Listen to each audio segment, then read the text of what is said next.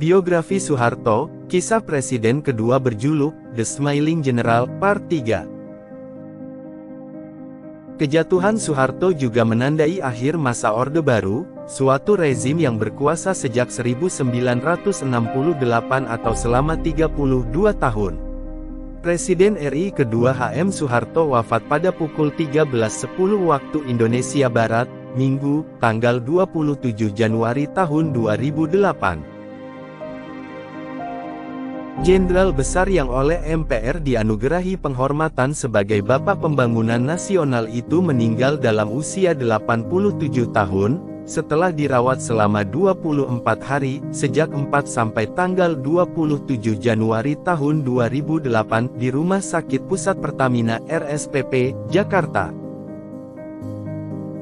Berita wafatnya Pak Harto pertama kali diinformasikan Kapolsek Kebayoran Baru, Kompol Diki Sonandi, di Jakarta, Minggu, 27 Januari.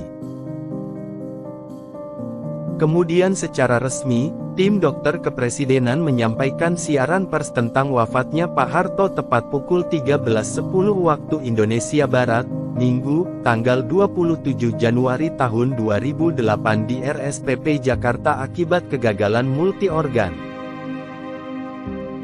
Kemudian sekira pukul 14.40, jenazah mantan Presiden Indonesia kedua ini diberangkatkan dari RSPP menuju kediaman di Jalan Cendana nomor 8, Menteng, Jakarta.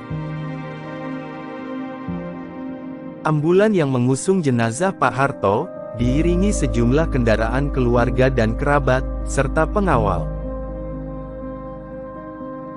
Sejumlah wartawan merangsek mendekat ketika iring-iringan kendaraan itu bergerak menuju Jalan Cendana, mengakibatkan seorang wartawati televisi tertabrak. Di sepanjang Jalan Tanjung dan Jalan Cendana, ribuan masyarakat menyambut kedatangan iringan kendaraan yang membawa jenazah Pak Harto. Sementara itu, Presiden RI kala itu yakni Susilo Bambang Yudhoyono didampingi Wakil Presiden Jusuf Kalla, dan sejumlah menteri yang tengah mengikuti rapat kabinet terbatas tentang ketahanan pangan, menyempatkan mengadakan jumpa pers selama 3 menit dan 28 detik di kantor Presiden, Jakarta, Minggu, 27 Januari. Presiden menyampaikan belasungkawa yang mendalam atas wafatnya mantan Presiden RI kedua itu. Jika direnungkan, banyak jasa-jasa besar yang dilakukan Soeharto untuk pembangunan dan perkembangan Indonesia di mata dunia internasional. Sebagai rakyat yang pernah hidup di zaman Presiden Soeharto, menganggap zamannya merupakan zaman keemasan Indonesia. Karena harga-harga kebutuhan pokok yang murah di masa itu, yang berbanding terbalik dengan zaman sekarang ini, pertumbuhan ekonomi yang stabil. Soeharto berhasil merubah wajah Indonesia yang awalnya menjadi negara pengimpor beras, menjadi negara swasembada beras dan turut mensejahterakan petani.